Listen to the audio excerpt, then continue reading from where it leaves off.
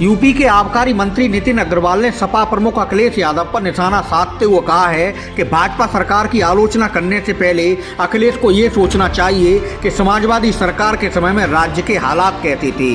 अखिलेश यादव ने अपने समय में माफिया और गुंडों को संरक्षण देने का काम किया। कैबिनेट मंत्री नितिन अग्रवाल ने अदानी मामले में कांग्रेस के रुख को लेकर कहा कि कांग्रेस ने सिवाय घोटालों की सरकार देने के कुछ नहीं किया।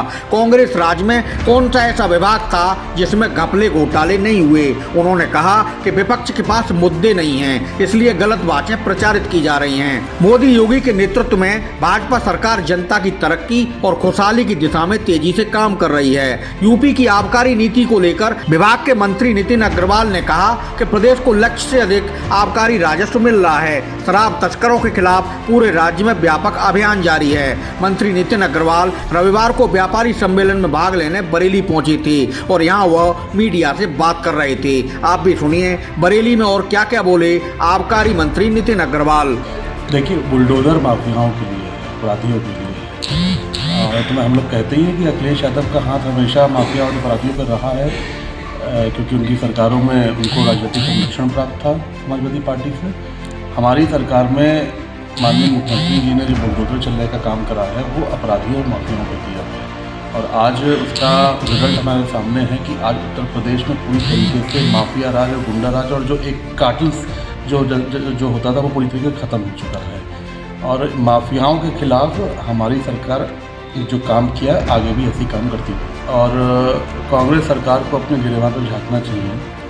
जो घोटालों की सरकार रही है, जिसकी सरकारों में देश में हर विभाग में, उनकी सरकार में हर विभाग में घोटाला हुआ है, वो मुझे लगता है कोई मॉरल ग्राउंड नहीं है कांग्रेस को हमारी सरकार पर और प्रधानमंत्री जी के पे कुछ आरोप प्रत्यारोप करने का।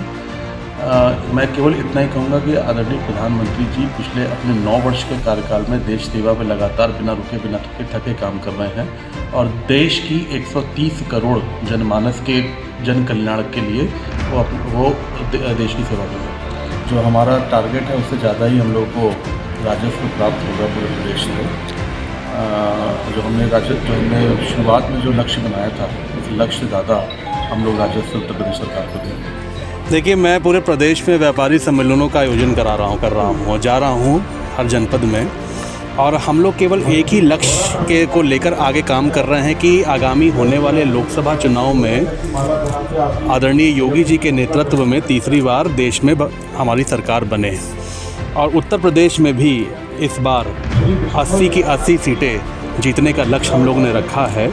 मैं इसी लक्ष्य को लेकर हम लोग व्यापारियों के बीच में जा रहे हैं कि व्यापारी वर्ग एकजुट होके एक साथ खड़ा हो जाए और आदरणीय योगी जी के नेतृत्व में अपना योगदान भी दे, और उत्तर प्रदेश की सभी लोकसभा सीट जिताने में अपना महत्वपूर्ण योगदान है। देखिए, अब इसी के लिए कम से कम कोशिश तो हो रही है। रोज़गार आएगा कैसे? रोज़गार तो आएगा जब निवेश होगा, तभी रोज़गार भी आएगा।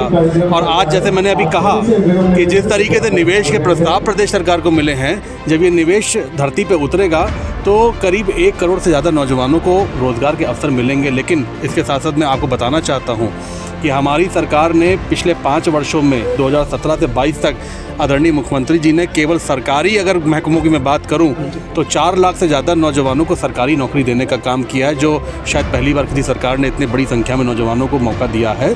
और हमारी सरकार लगातार रोज़गार के फ्रंट पे और नौजवानों को उनके पैरों पे खड़ा करने में काम कर रही है और कार्यक्रमों को आगे बढ़ा रही है।